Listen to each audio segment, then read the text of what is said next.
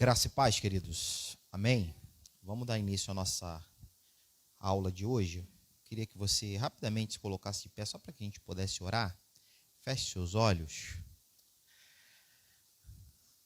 Amado Deus, Santo de Israel, nós estamos dando início a essa escola bíblica dominical, a mais uma aula, e te pedimos, Espírito Santo, venha ser o nosso professor, venha dirigir, controlar, conduzir todas as coisas, venha ser nosso mestre, Espírito Santo. Que a tua vontade, o teu querer, os ensinamentos do Pai possam estar caindo, entrando no coração da tua igreja nessa tarde, em nome de Jesus. Amém. Você pode se sentar. Bom, a aula dessa tarde é domínio próprio, fruto do Espírito, né? Uma das características, né? Uma das características do fruto do Espírito.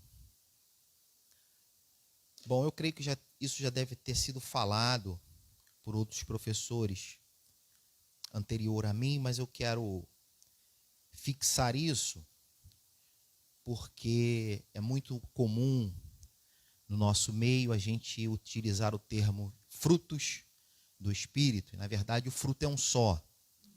Na verdade, como um fruto que a gente costuma não mais pegar no pé, como era no tempo do Manel, eu já quase não peguei esse tempo, mas no tempo do Manel ele pegava no pé as frutas. Então, quando a gente, hoje é o hortifruti, é o tempo do Samuelzinho, é o tempo do hortifruti, né? Então, você vai lá no hortifruti, ou vai no pé, pega o fruto, e aquele fruto, ele tem uma estrutura, né? Ele tem uma casca, ele tem uma polpa, e ele tem uma semente, né? Cientificamente, ele tem o exocarpo, que é a parte externa, o mesocarpo, que é a parte intermediária, e o endocarpo, que é a parte ali, aquele invólucro que está contida a semente. Então, essa é uma estrutura, né, de um fruto natural. Olhando para a Bíblia e para o fruto do Espírito, se a gente fizer uma analogia, você vai ter o fruto, né, do Espírito, uma estrutura, e dentro, né, desse fruto, várias camadas, e a gente precisa possuir todas elas. Quando a gente vai comer uma fruta, se a gente não gosta de casca, da casca daquela fruta, a gente o que faz? Retira a casca. Eu adoro casca de manga, por exemplo. Lá em casa a gente come a manga com casca e tudo, né, meu bem? A gente mete bronca, lava bem a casca e mete bronca na manga com casca e tudo.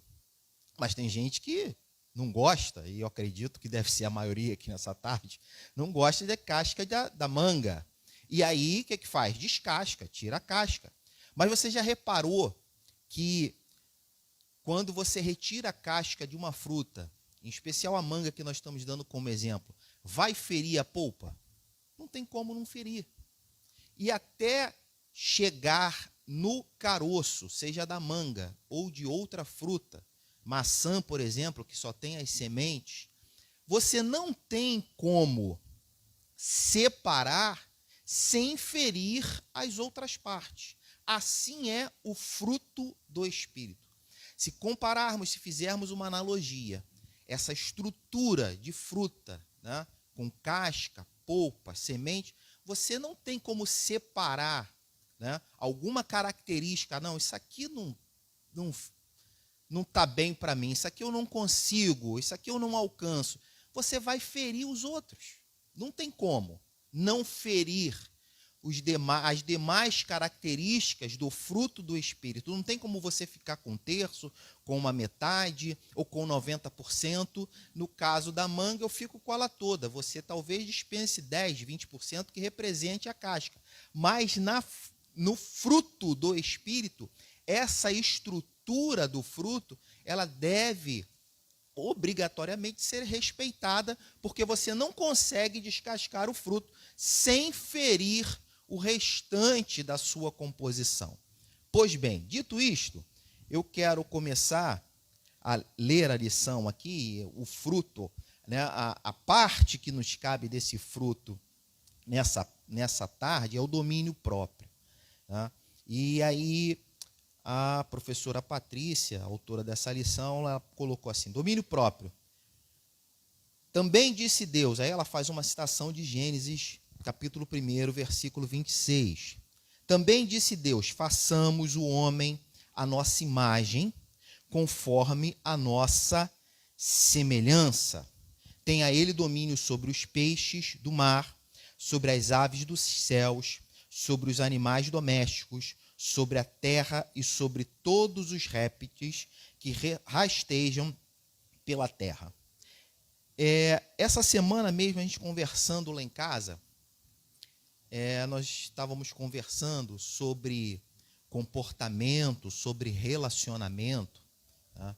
E eu conversava com a Angélica justamente sobre esse texto.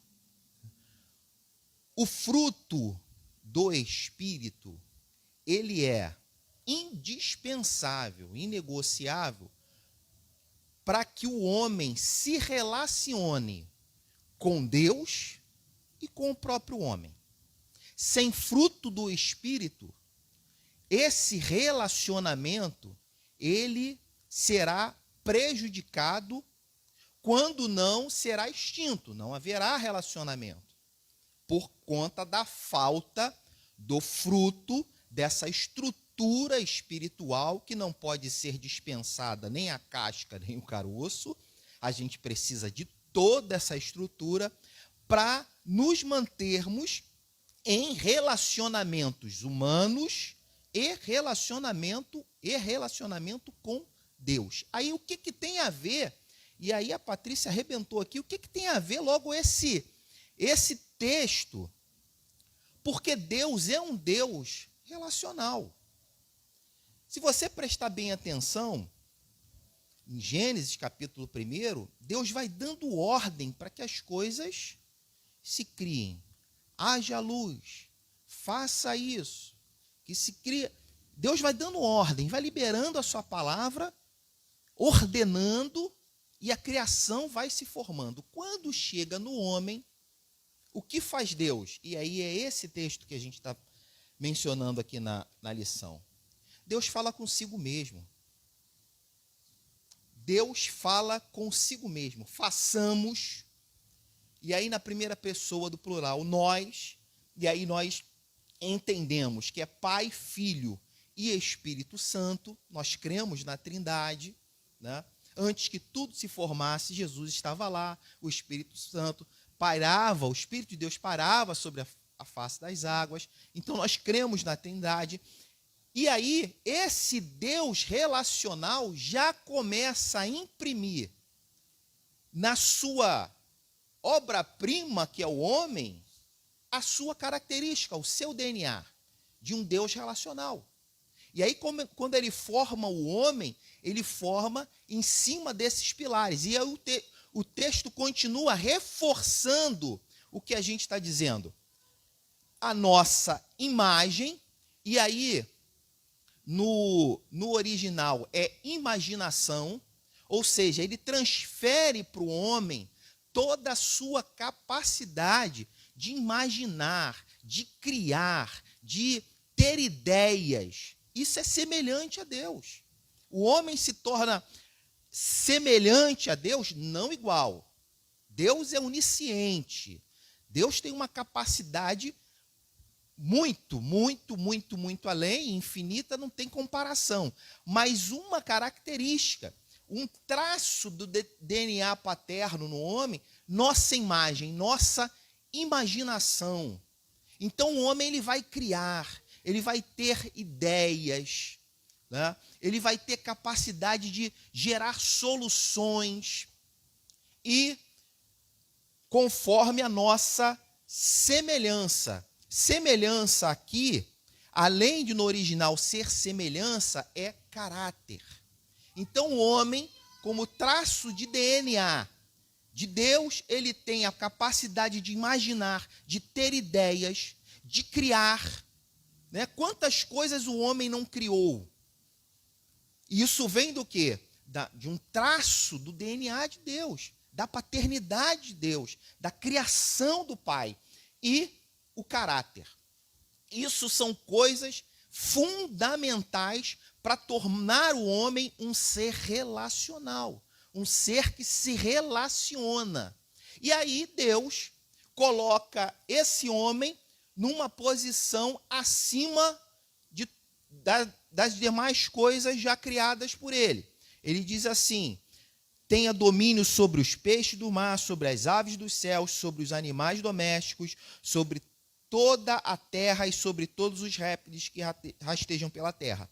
Pois bem, então esse ser, esse homem que tem a capacidade de imaginar, de criar, de ter ideias, né, que tem o caráter de Deus, semelhante ao caráter de Deus, esse homem cai, esse homem peca, e eu já tive a oportunidade de falar isso aqui, fica todo desconfigurado.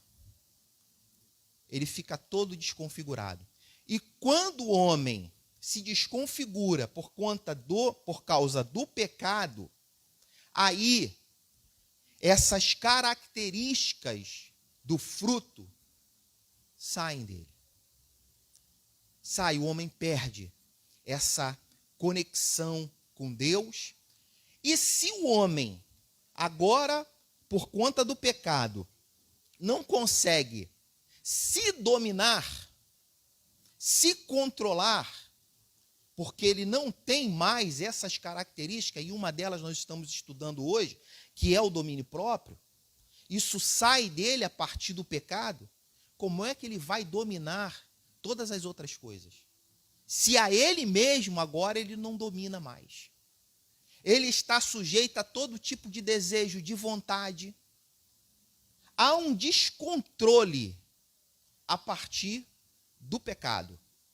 E aí nós conhecemos toda a história, né? A partir de Jesus, o homem recebe o Espírito Santo, e com o Espírito Santo, o fruto do Espírito, e dentro do fruto do Espírito, dessa estrutura do fruto do Espírito, todas as ferramentas ou todas as características, o amor, a paz, a longanimidade, que é a paciência, enfim, todas essas características para que ele volte a se relacionar da forma correta com a terra, com tudo que na terra há e principalmente com Deus.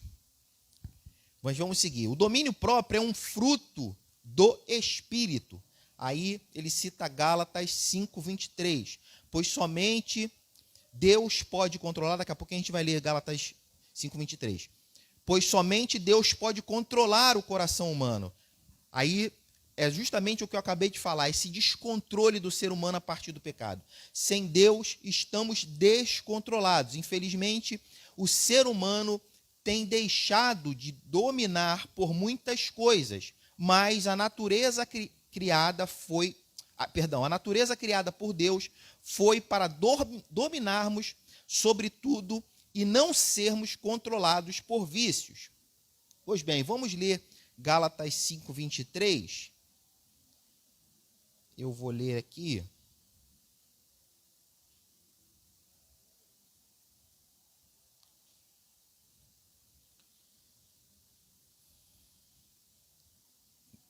Começar a partir do 22. Mas o fruto do Espírito é amor, alegria, paz, paciência, amabilidade, bondade, fidelidade, mansidão e domínio próprio. Então está aí o fruto, toda a estrutura do fruto, tudo aquilo que a gente precisa ter para que a gente possa ser um ser relacional, assim como Deus é, para que a gente possa ter essa conexão com Deus e com o próximo.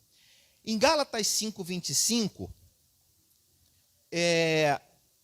Paulo, ele fala aos gentios, e ele vai falar sobre circuncisão a priori. Primeiro ele começa falando sobre a questão da circuncisão, e é interessante porque ele está falando sobre circuncisão, dando esse exemplo de circuncisão para os gentios. né? O que estava acontecendo?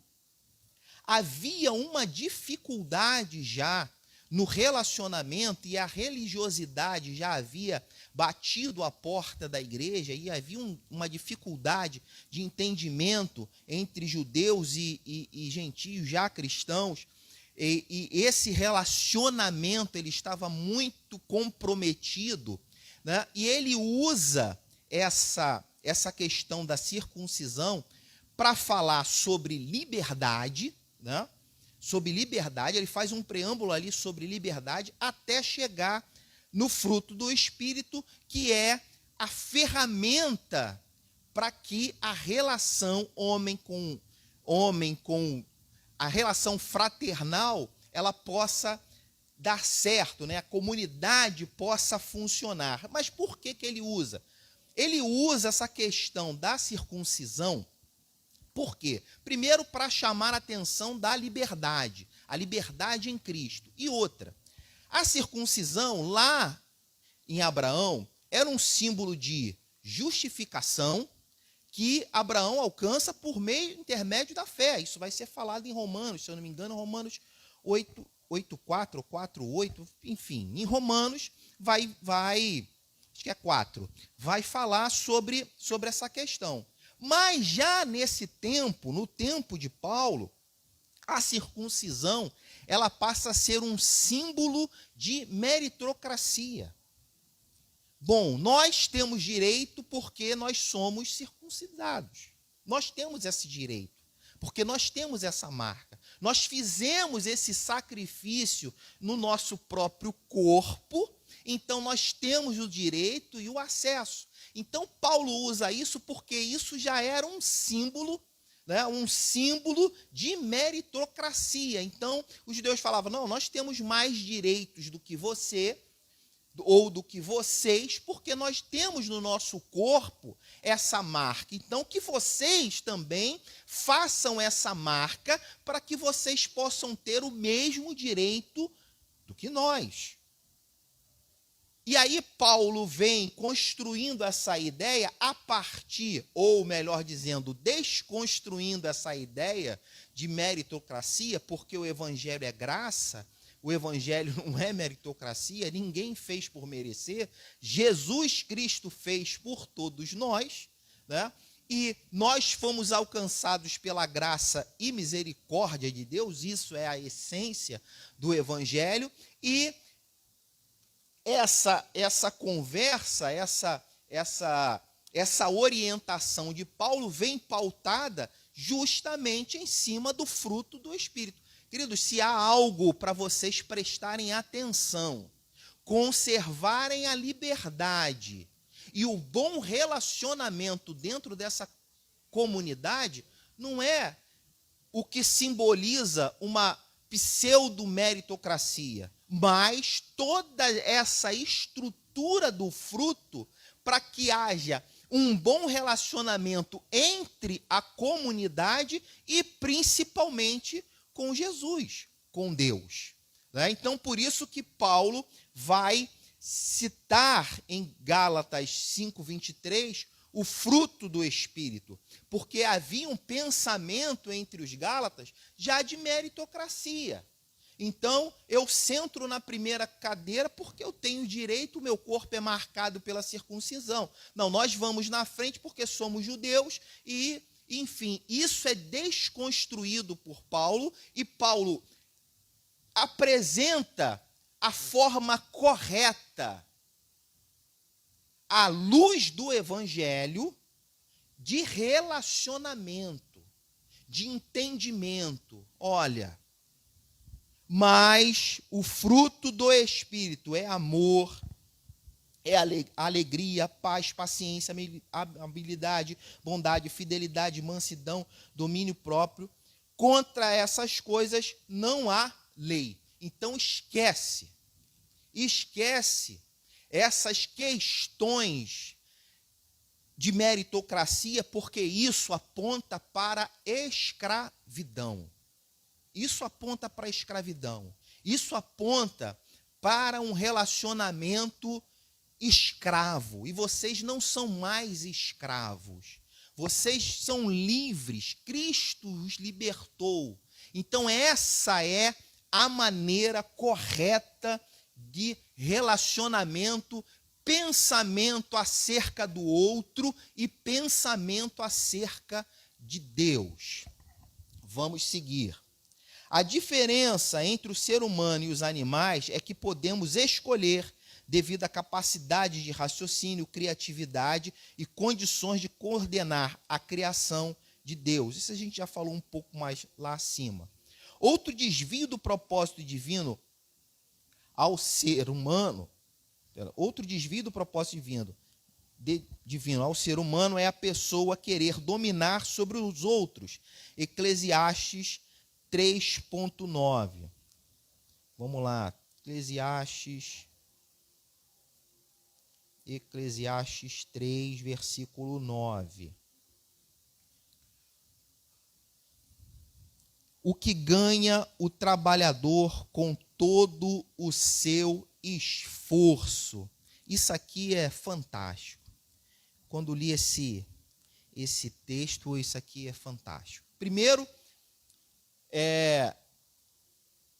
enfim, a gente vive numa sociedade onde, se deixar o indivíduo só trabalha e ele não vê mais nada ao seu redor, né? Isso é um fato.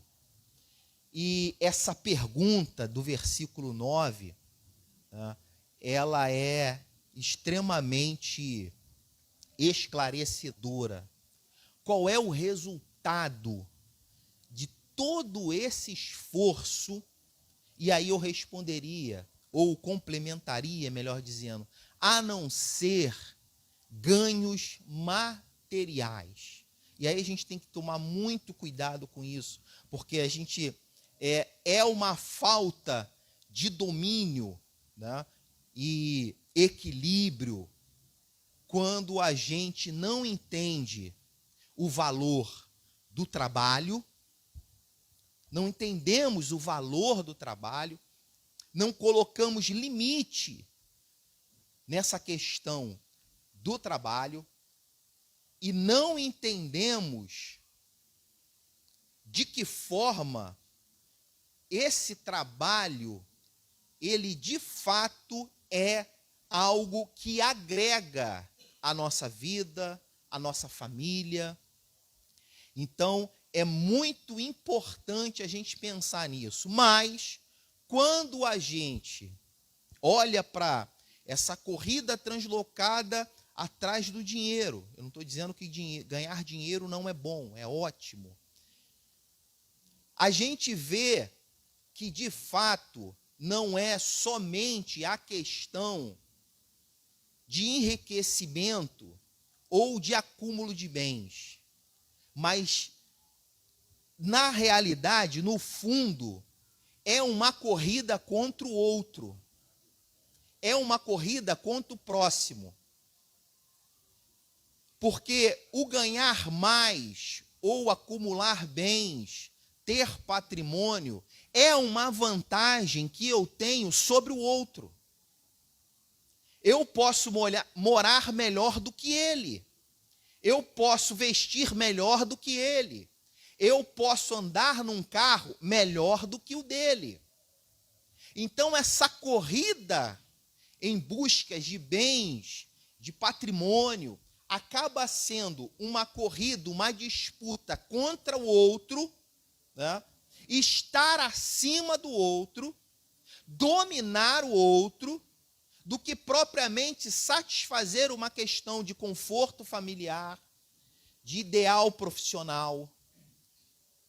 A coisa começa a partir para esse lado, né, de disputa, de estar acima daquele que Deus colocou ao meu lado.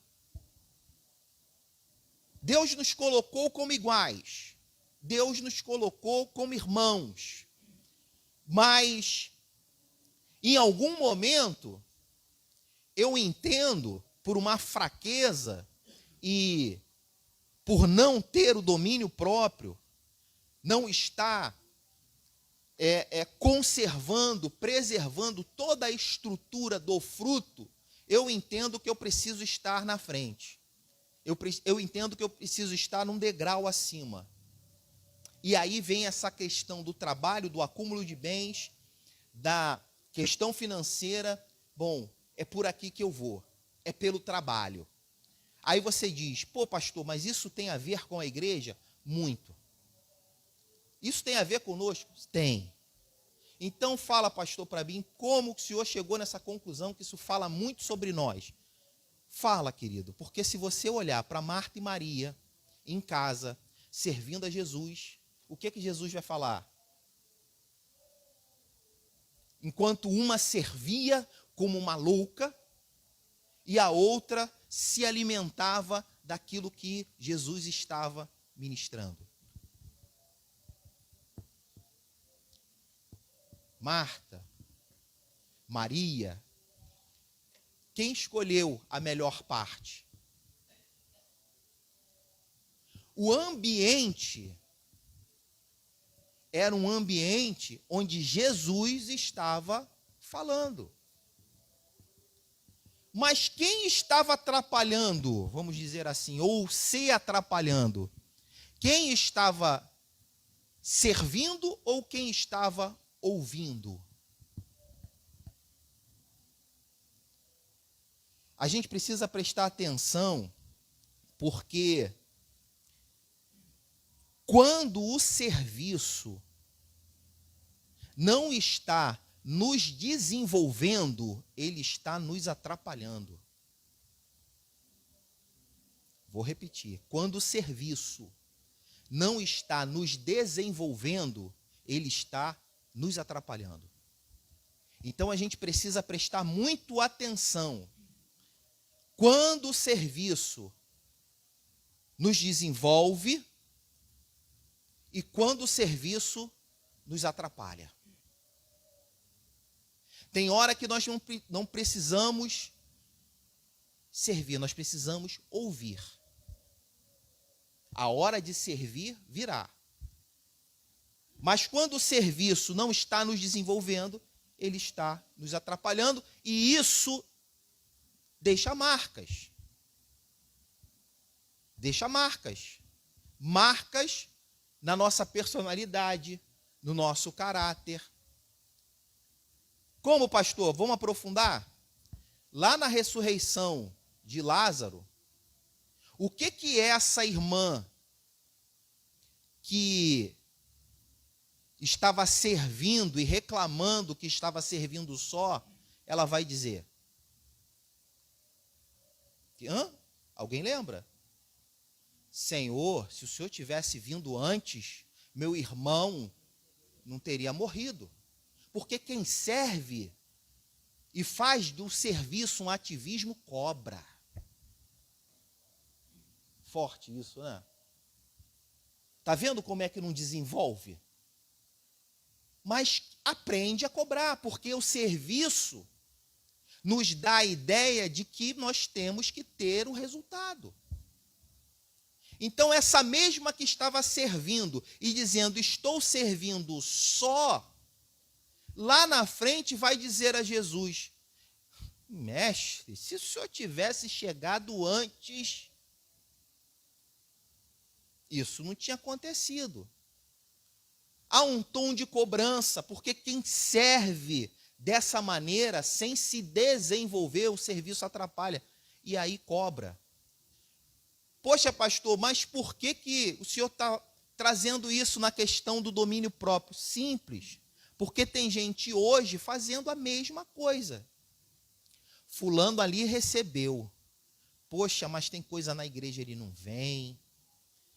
Poxa, não ajuda a arrumar uma cadeira. Poxa, não varre. Poxa, não contribui. Mas será que ele não está ouvindo? Será que ele não está ouvindo? E aquilo que ele está ouvindo está fazendo com que ele preserve essa estrutura do fruto? E aquele que está só servindo Está fazendo como eu falei lá no início aqui, quando a gente começou? Está descascando a fruta? Desprezando algumas partes que não lhe convêm?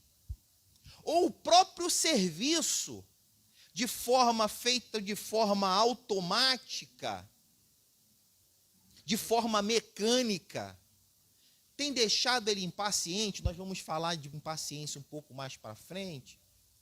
Tem deixado ele com pouco amor, não está amando tanto? Lembre-se, a estrutura do fruto, ela precisa ser preservada. Mas vamos seguir. O rei Nabucodonosor foi um exemplo de homem que dominava tudo, menos a si mesmo, pensando não haver limites para o seu poder, até o dia em que teve que pastar como um animal para aprender, ser domável e conhecer a Deus. Isso está lá em Daniel, do 26 ao 34. Características da falta de domínio próprio. Alguns sinais da falta de domínio próprio são orgulho, Salmos 19, 13. Também a soberba guarda o teu... Também da soberba guarda o teu servo, que ela não me domine, então serei irrepreensível e ficarei livre de grande transgressão. Quando a pessoa não tem domínio próprio, o primeiro sinal é ser orgulhosa e não reconhecer os seus erros. Com isso, a pessoa prossegue fazendo coisas erradas sem reconhecer. O orgulhoso, isso é um traço do orgulhoso, é não reconhecer. Falta de reconhecimento é um traço do orgulhoso. E vou dar só uma pincelada aqui para a gente não perder muito tempo, porque a gente tem mais coisas para falar. O orgulho, ele é um filho ou uma filha da vaidade. Você não vai encontrar um vaidoso que não seja orgulhoso. Então, o orgulhoso, ele é um vaidoso. E a vaidade produz orgulho. Então, o orgulho é um filho da vaidade. Vamos lá, impaciência. Provérbios 16, 32. Melhor é o longânimo do que o herói da guerra, e o que domina o seu espírito do que o que toma uma cidade. Bom, em tempos de internet e de tantas outras coisas que dão velocidade à vida, paciência é uma virtude, eu diria que para poucos, e para a igreja indispensável, porque ela está dentro dessa estrutura do fruto. Então, vamos ter paciência no caixa de supermercado, vamos ter paciência no trânsito, vamos ter paciência no ônibus. A gente precisa, isso é um exercício para a gente que vive num mundo tão corrido. Quem não sabe esperar também não se domina, olha aí, e logo comete erros inconsequentes. Descontrole, Provérbios 25, 28.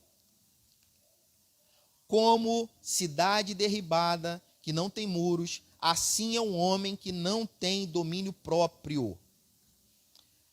A pessoa sem domínio fica descontrolada e não tem mais condições de saber sobre suas próprias ações. Nós pincelamos lá na introdução a questão de que o homem, quando peca, quando cai, quando Adão e Eva saem do Éden, eles estão completamente desconfigurados, essa conexão com Deus, ela é interrompida, então começa aí o descontrole humano. O homem não consegue mais refrear, sem a ajuda de Deus, refrear os seus desejos, as suas vontades, enfim. Então é necessário essa reconexão para que venha o fruto do Espírito, e o fruto do Espírito nos ajude a dominar a carne, a controlar a carne, para que a gente possa prosseguir.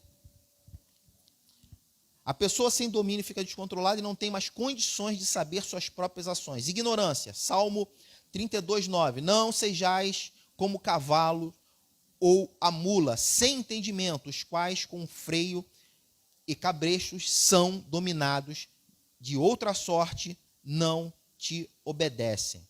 Essa questão da ignorância, isso é muito sério. Deixa eu beber uma aguinha aqui.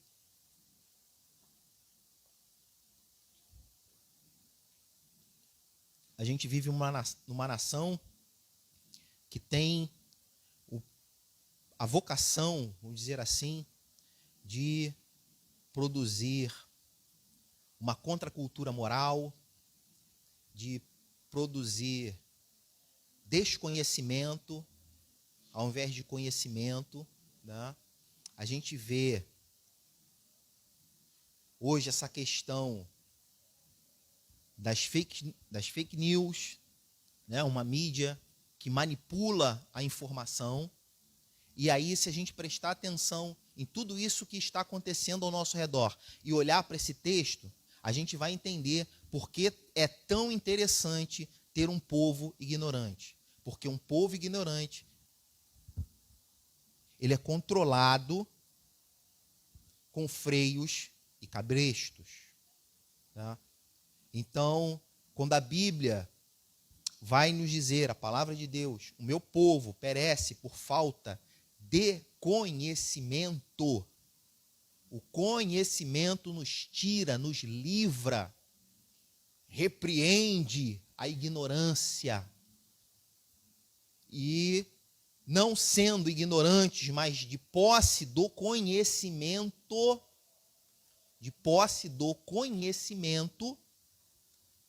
a gente goza da nossa verdadeira liberdade.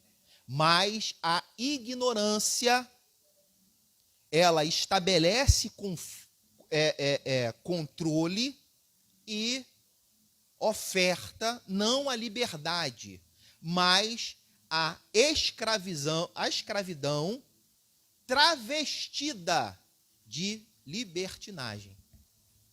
Hoje, os que praticam a libertinagem pensam ser livres, mas são escravos e são controlados porque não possuem conhecimento e estão afundados na ignorância e estão sendo controlados por um sistema.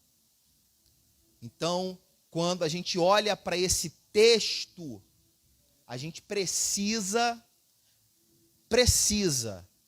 prestar muita atenção e estar muito ligado. Na semana passada, não essa que passou, mas na retrasada, eu conversava com a Angélica lá em casa e nós ouvimos um absurdo, pastor. Um absurdo, pastor Jorge. Um absurdo, Robson, de um pastor. Na internet, o cara... Um absurdo. E aí, eu fui ler, né, estudar assim, um pouco as coisas que ele estava falando, porque ele usava a Bíblia. E depois eu conversando com a Angélica sobre aquilo que a gente tinha visto, eu falei com ela, realmente, até certo ponto ele tem razão. Um pastor, realmente, segundo a Bíblia, tem todos esses predicados ou privilégios ou direitos. Porém, um pastor, segundo a Bíblia, não tem o direito de matar uma ovelha. Aí eu fui buscar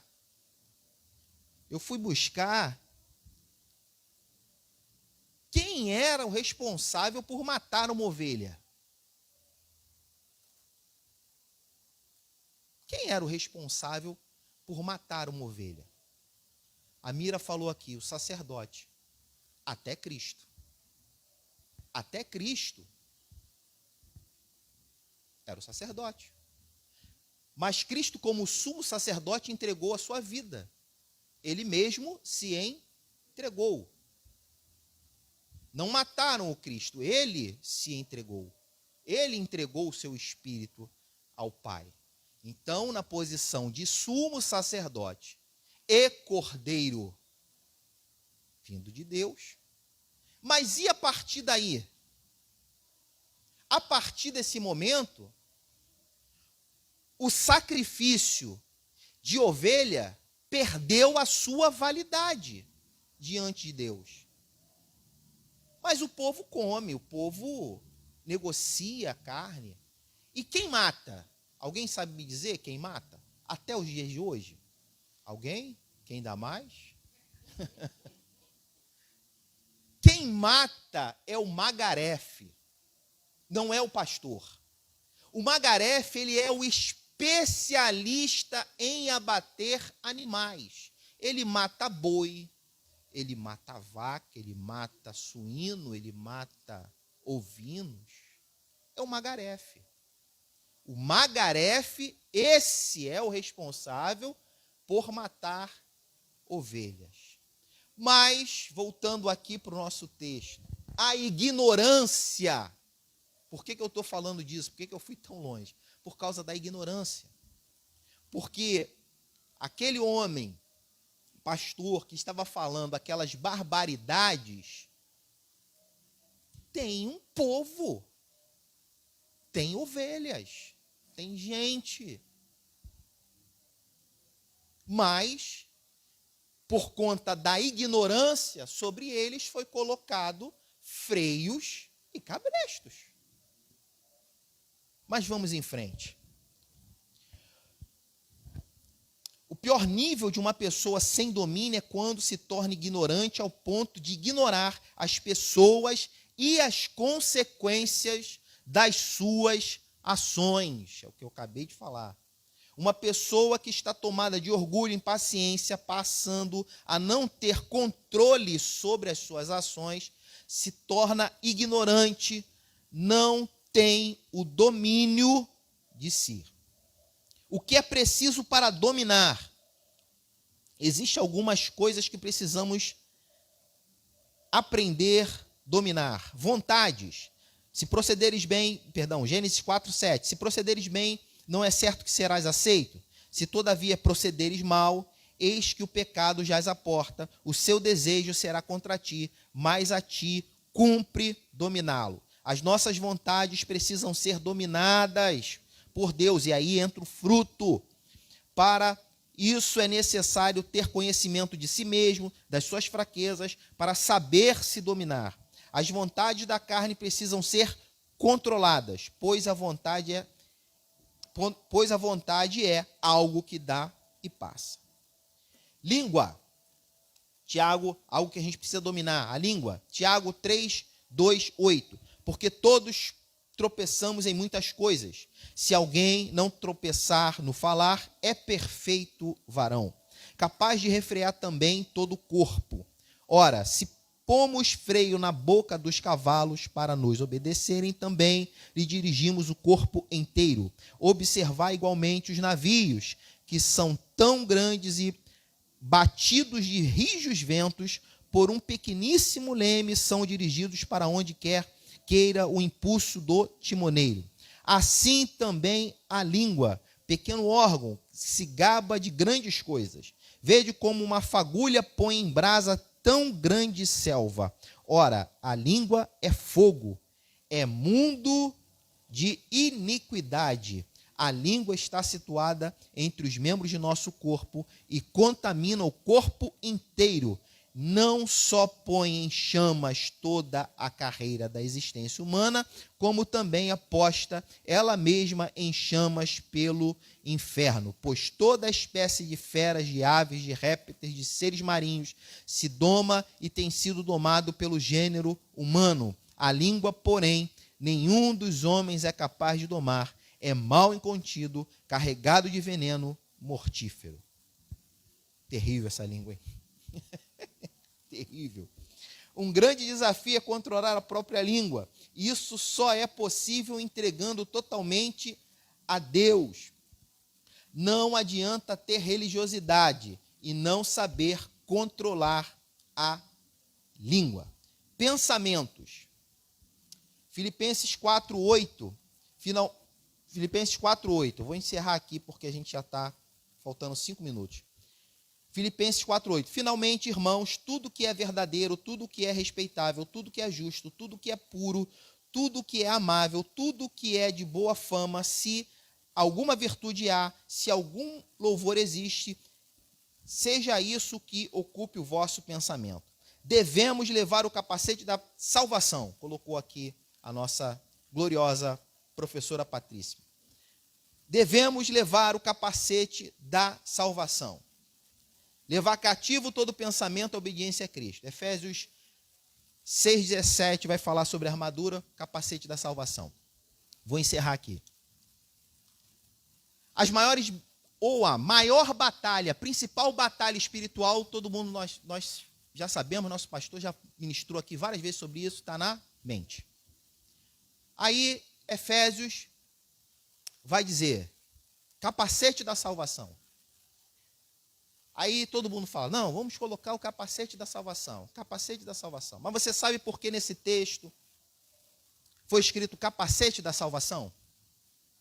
Primeiro porque era um item muito comum na época, os soldados romanos estavam às ruas e o capacete era visto a todo tempo, a toda hora. Era algo muito comum. Porém, cada capacete representava um nível. Um legionário, por exemplo, tinha um capacete. Um legionário é um soldado que faz parte de uma legião, e uma legião são 6.000 soldados. Um centurião já era outro capacete. Era um comandante de 100, era outro capacete. Os oficiais generais, os oficiais maiorais, já era outro capacete. Então, pelo capacete, você distinguia a posição daquele soldado. Você olhava, opa, ali vai um legionário. Opa, aquele lá é um centurião. Ah, não, aquele lá é o comandante. Aquele tem acesso ao palácio, é o comandante geral. Esse cara manda. Então, pelo capacete, a identificação está no capacete. Hoje, no Corpo de Bombeiros, os praça é capacete preto, os oficiais são capacete branco. Então, você olha e fala, opa, ali está um oficial, ali está um praça. Então, quando fala do capacete da salvação, nesse contexto de guardar a nossa mente, de proteger a nossa mente contra os dardos inflamados do inimigo, é essa questão de proteção, porém, há uma questão de identificação. Quem usa o capacete da salvação, aonde chega, é identificado. Quer seja por quem conhece, porque quem não conhece não vai identificar. Quer seja por quem conhece, e certamente será reconhecido pelos inimigos invisíveis. Opa, aquele está de capacete. E ali não dá não, ali está de capacete. O problema hoje é que a gente tem uma igreja que vive esquecendo, não estou falando dessa igreja, pelo amor de Deus, não aqui, é lá fora, que vive esquecendo o seu capacete. Então, chega em alguns lugares, a gente é surpreendido, e fulano ali é crente. Ué, mas como assim? Porque a mente dele já foi tomada de outras coisas, os assuntos dele são outros, porque ele não anda de capacete, então ele está sendo influenciado, está perdendo a batalha na mente. Agora, tem gente que em 2 minutos de conversa, às vezes só no gestual a gente, rapaz, usa o mesmo capacete que eu, olha lá. Por quê? A mente dele está sempre protegida. Nós vamos viver agora em um momento, né, cívico, a questão da eleição, a gente vai ver um monte de crente sem capacete, cara. E que na hora da discussão a gente vai ver, ué, é crente? mas porque a mente foi tomada e ele vai parecer igual aos outros. Ele vai usar outro capacete, e não é o capacete da salvação. Então, o capacete é essa proteção, que se chama Evangelho, Jesus, mente de Cristo, certeza de céu, visão de reino, e que nos identifica. Quem usa esse capacete, ele é identificado, assim como, ia lá, vai o soldado lá, a legião, o centurião, aquele lá é o general. Há uma identificação por conta de quê? Por causa do capacete. Porque o nosso falar remete à salvação, o nosso andar remete à salvação, o nosso gestual remete à salvação. A nossa mente vai estar sempre ligada ao reino, do qual nós fazemos parte. E tem para fechar, cada exército tinha um modelo de capacete. O modelo romano era diferente do modelo grego. E assim por diante. Então, se o capacete da salvação está sendo usado, nós usamos o mesmo modelo de capacete, gente. Não tem ninguém aqui com capacete diferente. É por isso que quando eu encontro com um assembleiano, com, enfim, universal, que é o mesmo capacete, a gente se identifica, porque fazemos parte do mesmo reino. Eu vou encerrar por aqui. Feche seus olhos, vamos orar para fechar nossa aula. Querido e amado Deus, nós glorificamos o teu santo nome e te pedimos, Senhor, aquilo que a nossa limitação humana não conseguiu transmitir, que o teu Espírito, Senhor, como mestre que é, possa transmitir ao teu povo. Senhor, em nome de Jesus, já prepara o nosso coração para esse culto de celebração que está por vir. Fala, Senhor, no meio de nós, conosco, em nosso coração, em nome de Jesus. Amém. Aqueles minutinhos aí para a gente tomar aquela água, aquele café, e daqui a pouquinho a gente está de volta.